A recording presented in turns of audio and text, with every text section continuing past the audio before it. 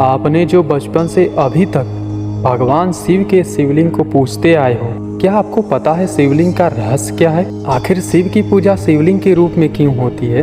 हमारे अलावा बहुत से लोग हैं जो शिवलिंग को बस एक पत्थर की मूर्ति समझते हैं, पर शिवलिंग कोई साधारण पत्थर नहीं है। इसका रहस्य बहुत गहरा है। शिवलिंग दो भागों से मिलकर बना है। शिवलिंग के ऊपर के भाग को हम लिंग कहते हैं तथा नीचे के भाग को हम योनि कहते हैं, और जब ये दोनों मिलते हैं तभी जीवन की शुरुआत होती है। अब आप सोचिए, ये पूरी सृष्टि कहाँ से बनी है? सूरज, चांद, तारे, धरती और इंसान कहाँ से आए हैं? तो इसका एक ही स्रोत है, शिव के शिवलिंग से। शिवलिंग के गोलाकार आधार को माता शक्ति का प्रतीक और ऊपर के गोल स्तंभ को भगवान शिव का प्रतीक कहते हैं। और शिव और शक्ति के बिना सृष्टि अधूरी है। और हमारे वैज्ञानिक भी शिवलिंग को ब्रह्मांड का प्रतीक मानते हैं। पुराणों में ऐसा माना जाता है कि एक बार ब्रह्मा और इंद्र में बहस हो गई, ज़्यादा शक्तिशाली कौन है। उसी बीच उनके सामने एक स्तंभ प्रकट हुआ, जिससे आवाज़ आई, जो भी इसका आखिरी छोर ढूंढ लेगा वही सबसे बड़ा शक्तिशाली होगा। ब्रह्मा जी और इंद्र दोनों ही बहुत कोशिश किए, पर आखिरी छोर ढूंढ नहीं पाए। तो यही है भगवान शिवलिंग का रहस्य। शिवलिंग से निकलने वाली सकारात्मक ऊर्जा मन और दिमाग दोनों को शुद्ध करती है। जब भी कोई मनुष्य शिवलिंग के सामने अपना सर झुकाता है, तो वह सिर्फ शिवलिंग के सामने अपना सर नहीं झुकाता, बल्कि उस ऊर्जा के सामने सर झुकाता है जिससे यह पूरी सृष्टि बनी है। शिवलिंग का ना तो कोई अंत है और ना ही कोई मृत्यु।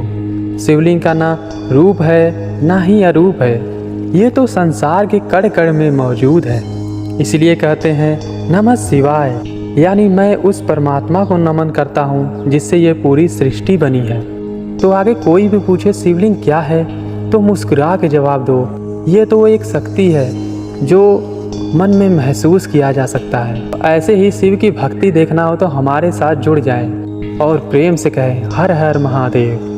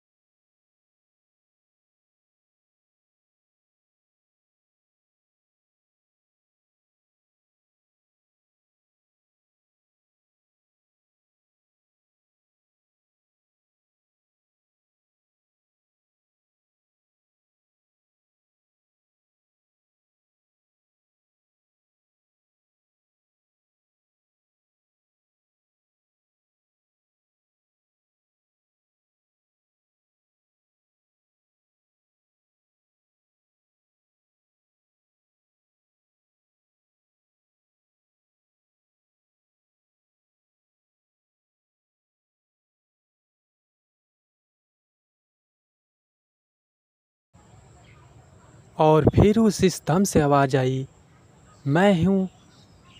और फिर उस स्तंभ से आवाज़ आई, मैं ही हूँ संसार का रचयिता, मैं ही ब्रह्मा, मैं ही विष्णु, मैं